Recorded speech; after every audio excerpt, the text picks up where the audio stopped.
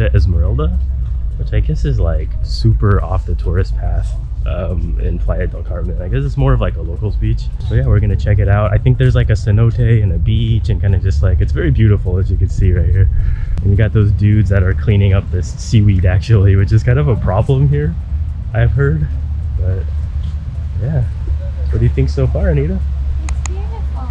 We found a little path here instead of walking on the rocks. So like you might have seen those guys like cleaning up the seaweed, which is kind of a thing in the Mayan Riviera. Like a lot of the seaweed will wash up on shore and then it's kind of smelly. So they tend to like clean it up like crazy actually to keep it beautiful. Yep, there's all the seaweed piled up right there.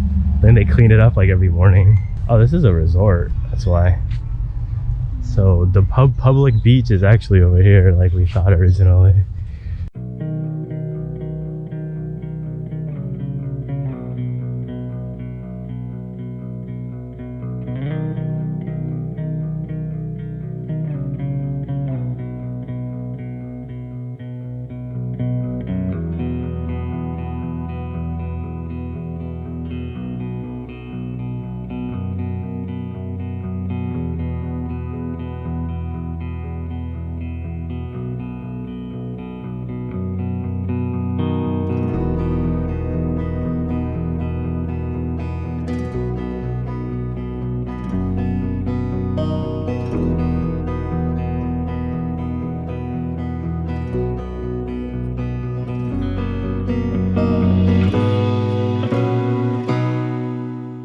All right, so we kind of figured out what's happening here. That side over there is like an inclusive resort, so it's not public access beach. This is the public access beach over here.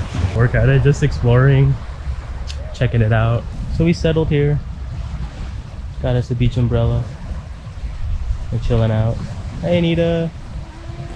So over there, it seems like they're like the private beach resorts. So I think you can go over there and check stuff out, but you can't actually like rent their cabanas or anything. We ended up forgetting water, and now it's kind of a pain in the butt right now to get any, because you know the beach is pretty secluded. It's not like a resort or anything, so it's basically, you know, jungle, sand, water.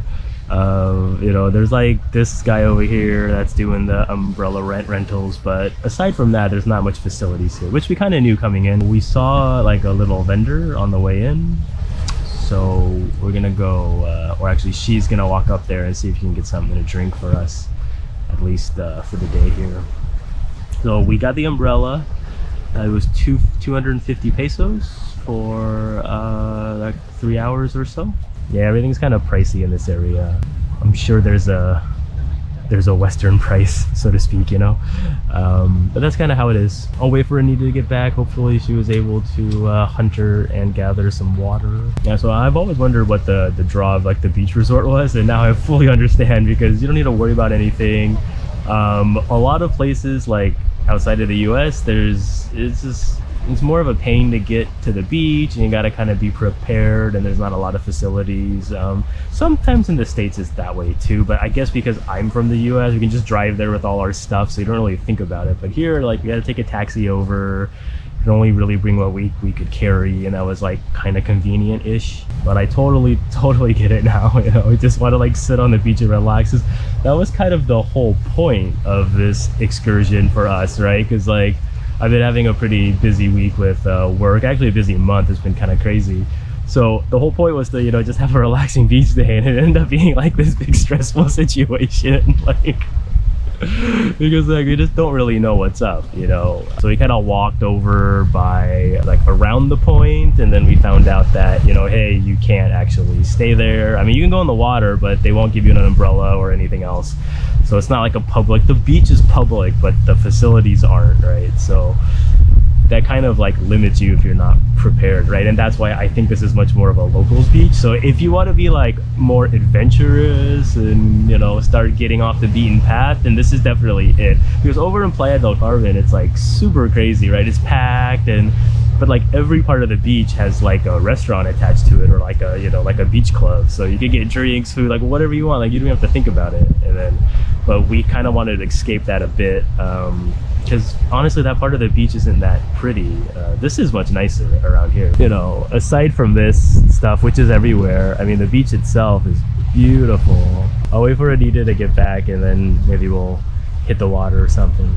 Great success, Anita. She found water. Yeah.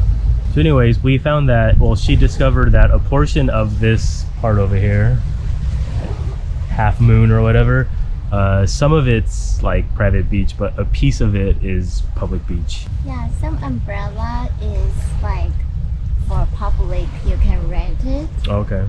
Yeah, and some of course it's like a hotel guest. Yeah, but I think that you can walk all the beach you want. It's just you can rent umbrella from hotel. Okay. Is that part of the beach really nicer, or? I think that side is a little nicer. Oh, okay. But because here has some rocks, and yeah, over there doesn't have rocks. Just a little bit here, but here's nice. This little like wading pool area. And there's a cenote.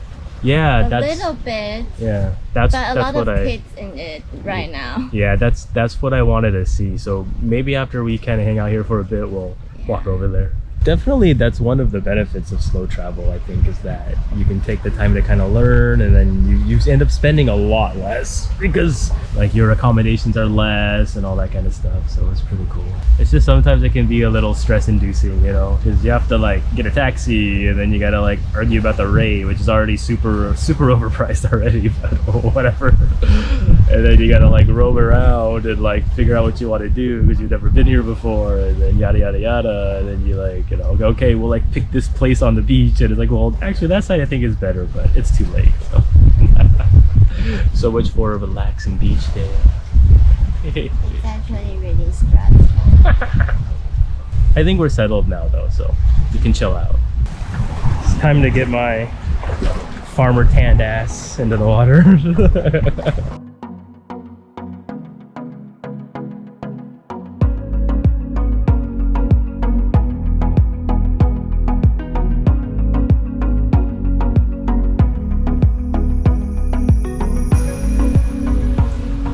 Fun.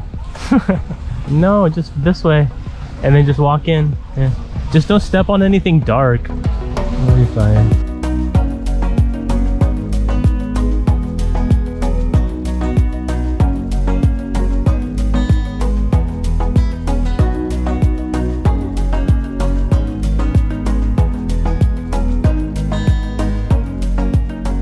Actually, I think we're here a little early. It seems like it doesn't really get going until maybe the afternoon. Yeah. And today's a less busy day too, they say. So. Really? Yeah, usually this beach, from what I've read, is Sunday, Monday. Because it's more of like a locals beach, so it's like they're off of work and then they come to the beach, kind of, I guess. I don't really know. All right, so we've retired from the beach umbrella. We're gonna go check out the other side of the beach that's up here, and that's where we'll probably go next time. But yeah, it was cool. It's been so long since I've been to the beach and just sat around, so it was nice. Next time we'll come more prepared, you know. We'll bring some snacks and some water and kind of prepare for like a full day versus just a couple hours. But it's getting pretty hot now, and it's actually starting to get a little crowded, so it's an okay time to leave. It's a little after 1 p.m, so I think it's good. Yeah. Where are we going? I don't. We're gonna go to the beach over here.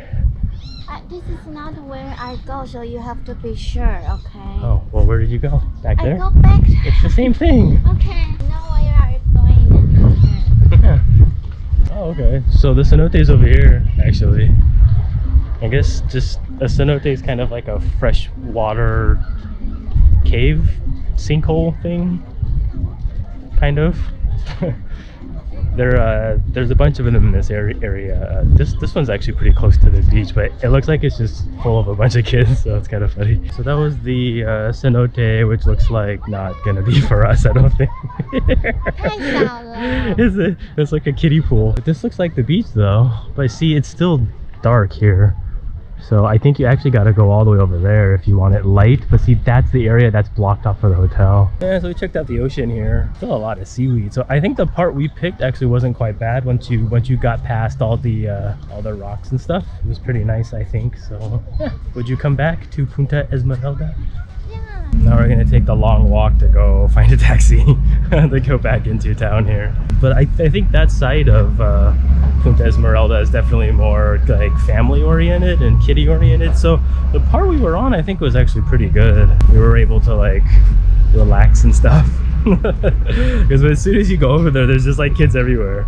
But we'll probably come back, of course, and then check out the other side of the beach and see what's popping then. But yeah, now it's time for lunch, so we'll probably go find something to eat. Maybe we'll go to the market, eat some food. Yeah, there's a pretty cool market by our house.